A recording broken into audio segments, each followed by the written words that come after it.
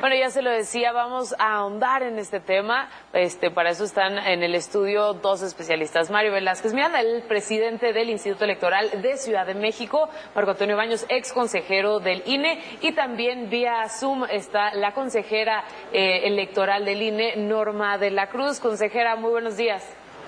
Muy buenos días, muchas gracias por la invitación y por esta iniciativa con foros como estos que van a ayudar a la ciudadanía a tomar mejores decisiones. Gracias y feliz año. Feliz año también, consejera. Presidente. Muchas gracias, Romina, por esta invitación en un tema tan importante como las elecciones en la ciudad y en el país que tenemos en 2021. Exconsejero Marco Antonio. Me da mucho gusto saludarte, muchísimas gracias por la oportunidad. Saludo, por supuesto, con mucho afecto a la consejera y al presidente del Instituto Electoral de la Ciudad de México. Pues bienvenidos. Viene un proceso electoral, o bueno, ya más bien ya está en marcha este proceso electoral, pero ¿por qué es tan importante este proceso electoral? Porque es una de las elecciones más grandes que vamos a tener en nuestro país. Bueno, en principio, en la Ciudad de México tenemos la elección de las autoridades más cercanas a la población. Tenemos la elección de las alcaldías, integradas por el alcalde, alcaldesa y las concejalías. Y en el caso del Congreso, a quienes lo conforman con una nueva figura, que es la de la Diputación Migrante. Una representación de la comunidad migrante que tiene su origen en la ciudad y que conformará ahora este Congreso, y desde luego será una voz muy importante para pues quienes han tenido su origen en la ciudad, pero que ahora viven en el extranjero. Una importante elección, sin duda, para quienes habitamos la Ciudad de México. Bueno, se trata de un proceso electoral que es singular por muchas razones. Primero, por el volumen. Estamos hablando de poco más de 20.800 cargos, si tú desagregas las planillas de los ayuntamientos, dado que hay elecciones concurrentes con las diputaciones federales en los 32 estados. Es la primera vez que se da esta situación. Se renuevan 30 congresos locales y se renuevan también los ayuntamientos en 30 entidades federativas. Tienes una lista nominal que seguramente llegará casi a los 94 millones de personas, y el INE en las proyecciones iniciales ha establecido que podrían ser alrededor de 163.500 casillas aproximadamente en toda la República. Tienes también en medio pues el conjunto de situaciones nuevas que están establecidas en la legislación, reelección por primera vez para los diputados federales, la reelección que ya se ha venido dando casi en todos los estados, salvo en 4, que ahora será posible para las 32 entidades federativas. Estas disposiciones tan interesantes que ha tomado el INE y ratificado en algunos casos el tribunal sobre la forma en que se tienen que hacer las postulaciones a las candidaturas, por ejemplo, para los gobernadores y gobernadoras, en general la paridad de género que obliga a los partidos a postular candidatos en 50% de hombres y 50% de mujeres, y bueno, pues todo el ambiente político que está en torno a el proceso electoral, con el tema de la pandemia, que también es muy complicado en el país y exige la aplicación de protocolos específicos por parte de la autoridad electoral y evitar que los contagios puedan propagarse. Sin duda, consejera. Pues bueno, han hecho una gran lista y también tenemos las cuestiones de paridad que vamos a tener que estar supervisando en este proceso, también todas las medidas que hemos tomado a partir de la reforma de abril para prevenir, sancionar la violencia política contra las mujeres en razón de género. También tenemos esta nueva variación del voto para los mexicanos en el extranjero, que tendrán la opción de votar también por Internet para 9 de las elecciones de gobernadores y gobernadoras que se llevarán a cabo, y para 2 diputaciones migrantes, una en Jalisco y otra en la Ciudad de México.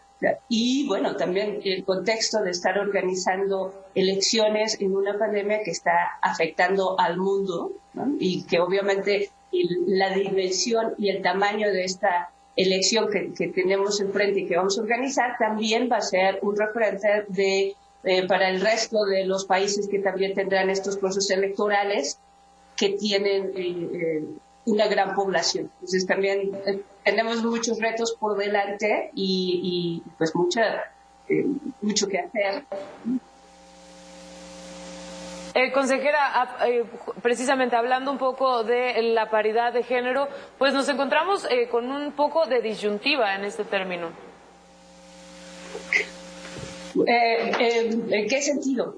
¿En qué sentido sería la diversidad? Que llega un poco dividido. Ha habido mucha polémica acerca de la paridad de género, incluso a los partidos les ha costado trabajo elegir a las mujeres para que lo representen.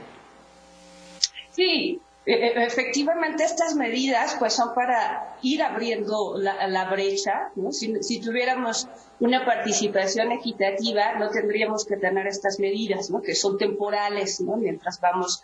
Yo creo que la reforma, cuando nos habla de que la paridad es en todo y es transversal, sí tenemos que ir facilitando los espacios para que más mujeres sean nominadas y más mujeres puedan ser electas. Entonces, si no abrimos estos espacios, sí consideramos que algunos yo creo que en todos los partidos hay liderazgos de mujeres, ¿no? Y hay que dar los espacios. También parte de los acuerdos que, por ejemplo, el INE hemos tomado para promover una participación mayor de las mujeres, ¿no? También, por ejemplo, los partidos tendrán que destinar por lo menos el 40% de sus prerrogativas para las campañas de mujeres. Esto es por lo menos porque también se ha documentado que las mujeres reciben menos recursos cuando están siendo candidatas. Entonces están tomando una serie de medidas para que se vaya mejorando la situación y tengamos más mujeres en puestos de representación y de decisión. Tenemos un marco legal que nos los permite. Obviamente aquí hay un debate de interpretación y bueno, si hay alguna duda y se tendría que cambiar la ley, bueno, habrá un momento posterior. En este momento, pues tenemos sí que garantizar que haya paridad en todos los niveles de manera horizontal y transversal. Sin duda, y en ese sentido, exconsejero Marco, bueno, ¿cuál es su opinión acerca de esta polémica justo que se da entre el tribunal y el Instituto Electoral? Bueno, a mí me pareció que la decisión que tomó el Instituto Nacional Electoral fue una decisión hasta cierto punto cautelosa, por decirlo de alguna manera. En un borrador inicial ellos habían planteado la posibilidad de que los partidos postularan al menos 8 mujeres. Luego, después de un debate entre los propios consejeros, decidieron que fueran 7. Y luego vino una discusión, por decirlo de alguna manera, muy extraña en el Tribunal Electoral, donde el propio tribunal dio marcha, en mi opinión, a algunos criterios que ya había establecido. El tribunal había dicho que cuando no hay la promulgación de la legislación secundaria que regule específicamente cómo se atiende un tema constitucional, como en este caso la existencia de al menos la mitad de mujeres en las gubernaturas, pues entonces la autoridad administrativa tendría, por la vía de la emisión de lineamientos, su facultad reglamentaria, la necesidad de emitir estas normas. El INE lo hizo de esa manera y luego el tribunal, entre que dijo que iba a vincular a los partidos para que fueran al menos 7 y luego que no quedaba claro el engrose de la sentencia, pues generó cierta confusión. A mí me parece que ese tema de la paridad de género tendría que ser un poquito más contundente, tanto en las normas del INE como las del Tribunal Electoral, los criterios jurisdiccionales del Tribunal Electoral, y debió haberse establecido con mayor claridad esa posibilidad. ¿Por qué? Porque solo tienes 2 mujeres en el ámbito nacional que ocupan las gubernaturas. Está la jefa de gobierno y está la gobernadora del estado de Sonora. Entonces, me parece que era una buena oportunidad para ir avanzando en la emisión de reglas específicas que ayudaran a esto. No sería recomendable bajo ninguna consideración que nos pasara lo que, por ejemplo, en 2015, cuando la promulgación de las candidatas en el caso de Chiapas tuvo un desenlace, yo diría, terrible, porque fueron hasta 8 días antes de la jornada electoral cuando el Tribunal Electoral ordenó que se hiciera la paridad en la postulación de las candidaturas y hubo violencia el propio día de la jornada electoral de esas elecciones locales del 2015 en Chiapas. Entonces, creo que es un tema en el que hay que ir avanzando. Puedo conceder en el tema de que faltan algunas disposiciones legislativas que se tendrán que emitir en otro momento, pero me parece que hay ciertos puntos en las decisiones administrativas de las autoridades donde se tienen que fijar con mayor claridad estas reglas. Sin duda, eso es a nivel federal, pero a nivel local, a nivel Ciudad de México. Bueno, en Ciudad de México estamos sí en una circunstancia distinta. En Ciudad de México, por determinación de la Constitución y de la norma local, no solamente la postulación de las candidaturas debe ser paritaria, sino incluso la integración de los órganos colegiados. En la Ciudad de México, en 2018, tuvimos una integración del Congreso con el 50% de hombres y el 50% de mujeres, y de igual manera las concejalías, que son la parte que corresponde a las alcaldías. En Ciudad de México sí hay norma expresa que establece que no solo la postulación es necesaria la paridad de género, sino la integración, si derivado de la elección misma de las de mayoría relativa hay un desequilibrio, hay que compensarlo a través de la representación proporcional, y esto garantiza que las mujeres tengan su incorporación a los órganos legislativos, en este caso, de manera paritaria. No hay esa polémica de si hay o no hay la obligación de los partidos, sino además de la obligación de postular a las candidaturas, la obligación del órgano electoral de integrar la legislatura del Congreso de manera paritaria. Y así tenemos hoy día un Congreso paritario en esa dimensión. Consejera, también por alusión al instituto, ¿tiene algo que comentar a lo que dijo el ex consejero Marco Baños?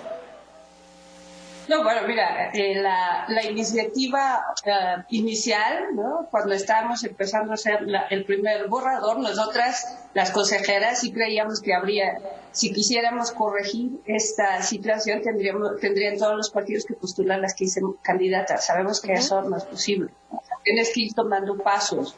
Y mira, aún así hubo esta, no sé si resistencia, ¿no? A decir que, bueno, ¿por qué tendría que causar polémica cuando las mujeres representamos el 52% del padrón electoral? O sea, no tendríamos que hablar, no se puede hablar de las mujeres como si fuera un grupo pequeño vulnerable cuando es el 52% de la población también de la lista nominal. Y sí en este camino que estamos llevando para ir rompiendo estos techos de cristal, para que tengamos representación en todas las instancias de decisión. Ahora, hay cosas, sí, claro, nos gustaría ser más contundentes, personalmente me hubiera gustado que pudiéramos decir, tendríamos que tener más candidatas mujeres. Tenemos 7, ¿no? Yo creo que también ahí tiene que ver con el compromiso de todos los partidos que tienen que nominar mujeres, que tienen en sus filas mujeres muy valiosas que van a hacer un buen papel, no solo como candidatas. Y bueno, efectivamente no tenemos esta legislación como en la Ciudad de México para que podamos garantizar, y bueno, aquí tratándose también de un puesto unipersonal, el criterio sería un poco diferente. Entonces sí, claro que tenemos un camino muy largo por andar para lograr una paridad real, no solo nominativa, y que se refleje en todas las instancias e instituciones del gobierno y sociales. También hay muchas cosas que han cambiado, ya lo comentábamos hace apenas unos momentos, hablamos acerca de la renovación de diputaciones, ¿no? Son más de 500 y más, incluso 90% de los diputados federales a nivel federal pues han solicitado la renovación o la reelección, ¿no? Y es la primera vez también que los ciudadanos vamos a poder evaluar un poco, son elecciones de medio término también. Este es un tema muy interesante porque la reelección está planteada como una posibilidad constitucional en términos de las prerrogativas de los ciudadanos y derechos políticos, y resulta que la reelección tiene connotaciones distintas. Si tú eres presidente municipal por 3 años, pues puedes renovarte de manera consecutiva una vez. Si eres diputado, hasta 3 veces podrías ir en reelección, con el periodo original serían 4, y los senadores una vez. No hay reelección para gobernadores ni para el presidente de la República, y había una discusión en el Poder Legislativo y luego en las autoridades electorales administrativas respecto de si se deberían separar o no estos aspirantes a la reelección, particularmente en el caso de la Cámara de Diputados. La Cámara de Diputados emitió un acuerdo administrativo que, en mi opinión, no tenía una vinculación, una obligatoriedad en términos de reglas para los propios diputados en tanto candidatos a la reelección, y decía que era optativo si se separaban o no del cargo. Igual aquí entramos en una discusión un poquito extraña. A través de los medios de comunicación se supo que el INE emitiría algunos lineamientos en los cuales se ordenaba que al menos un día antes del arranque de las campañas electorales deberían separarse del encargo, para evitar que se pudiera hacer señalamientos si había uso indebido de los recursos públicos y obviamente lesiones al principio de equidad en la contienda. Esa disposición al final no quedó así. El INE, al emitir los lineamientos, dijo que pues podían permanecer ahí. Establecieron una serie de reglas que ayudan mucho al tema de la fiscalización, eso sí creo que es importante, porque se estableció la necesidad de firmar un convenio con la Cámara de Diputados para que la Cámara indique qué tipo de recursos tienen asignados los legisladores. Una norma, por cierto, extraña, pero yo veo de difícil cumplimiento, donde le piden a los legisladores que si van al proceso de reelección, pero tienen actividades legislativas, el INE dice primero atiendes tus actividades legislativas y luego la campaña. Yo quiero ver si efectivamente lo van a hacer así, eso lo dudo mucho. Pero al final de cuentas, si te das cuenta, existe un compromiso muy fuerte de parte de las autoridades electorales porque hay muchos huecos en la norma. En esa parte creo que los consejeros y los magistrados tienen razón. No hay un marco normativo completo que en materia de reelección, en materia de paridad de género, establezca todas las normas que se tienen que seguir en estos puntos y evidentemente lleva a este tipo de discusiones como los que se han dado. La reelección es al final de cuentas un esquema de evaluación donde el ciudadano decidirá si le da su voto de confianza a ese legislador en el ámbito federal o a esos presidentes municipales o a esos diputados locales para saber si los reeligen o no. El único punto débil en el esquema de evaluación ciudadana por el voto en las elecciones es qué tanta información tiene el ciudadano sobre la gestión del servidor público. Es decir, si trabajó adecuadamente en la formulación de leyes, si administró correctamente a los ayuntamientos, eso habrá que ver qué tanta información tienen para evaluar correctamente con el voto ese trabajo de los legisladores y presidentes municipales. Gracias. Consejera, pues haciendo alusión brevemente, porque se nos acaba el tiempo, algo que usted pueda aportar por parte del INE ante lo que acaba de decir el exconsejero. Bueno, efectivamente tenemos un marco legal que deja estos espacios, ¿no? Porque era el mismo legislativo que en su momento pudo haber dejado claro las reglas para la reelección. Ahora, manifestar la intención de reelección, ¿no? Que es que nos extendió el tribunal hasta el 30 de diciembre. Entonces, bueno, ahorita yo creo que este es un proceso muy interesante porque también nos va a permitir ir demarcando cuáles son los cambios que necesitamos hacer para que este proceso de reelección y este derecho de poder evaluar a tus representantes y a quienes administran el gobierno municipal tenga un sentido y tenga claras reglas que permita que se mantenga la equidad en la contienda. Efectivamente hay acuerdos que nosotros estamos tomando que dentro de nuestra capacidad, ¿no?, permiten tener una claridad en los lineamientos, que es hasta donde nos lleva.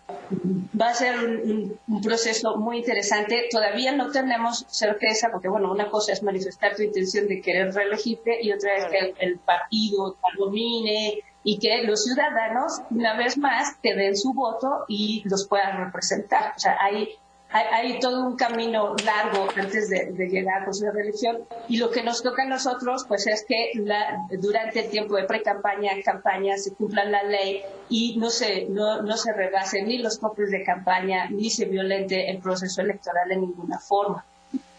Sin duda.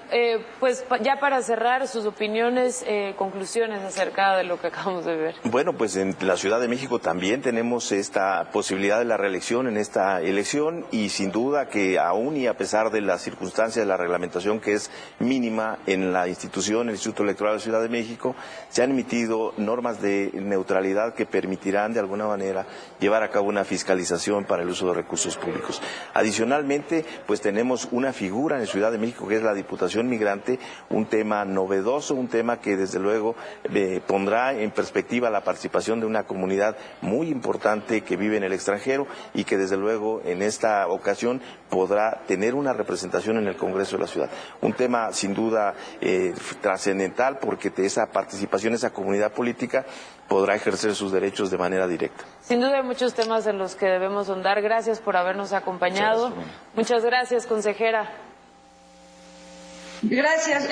Buenos días. A mí solo me gustaría dar un mensaje rapidito a la ciudadanía. Yo sé que hay esta preocupación por los módulos de atención. Solo para recordarles que el 7 de septiembre el Consejo General del INE aprobó que se extendiera la validez de las elecciones, de las credenciales para votar. Si su credencial ya está vencida del año 2019 o 2020, todavía son válidas hasta el 6 de junio. Usted puede votar con su credencial, aunque no esté vigente. Y no solo votar, sino también está válida para los servicios de identificación. Entonces, si usted tiene su credencial y es vigente, no es vigente, puede votar, no necesita ir a los módulos. Los módulos están ahí para si usted necesita que le reimpriman una credencial o tiene que cambiar su dirección. Si usted tiene su credencial, aunque esté vencida, todavía funciona. Entonces, ese es un mensaje que creo que tenemos que dar. Muchísimas gracias por la invitación y bueno, una disculpa que me pasé el tiempo. No, muchísimas gracias, consejera. Sin duda un mensaje muy importante. Gracias a ambos. Muchas gracias. Pues también le recordamos que este diálogo va a ser permanente con los protagonistas de este proceso electoral 2021. Ya lo vio, hay muchos temas que abordar. Se va a realizar el 6 de junio. Y es que todos tienen algo que aportarnos, como usted lo vio. Así que... Así, nosotros como ADN 40 queremos que usted tenga toda la información necesaria para que le permita ejercer su voto con la libertad y con la conciencia y sobre todo un voto pues estructurado. Muchísimas gracias por habernos acompañado. En nombre de la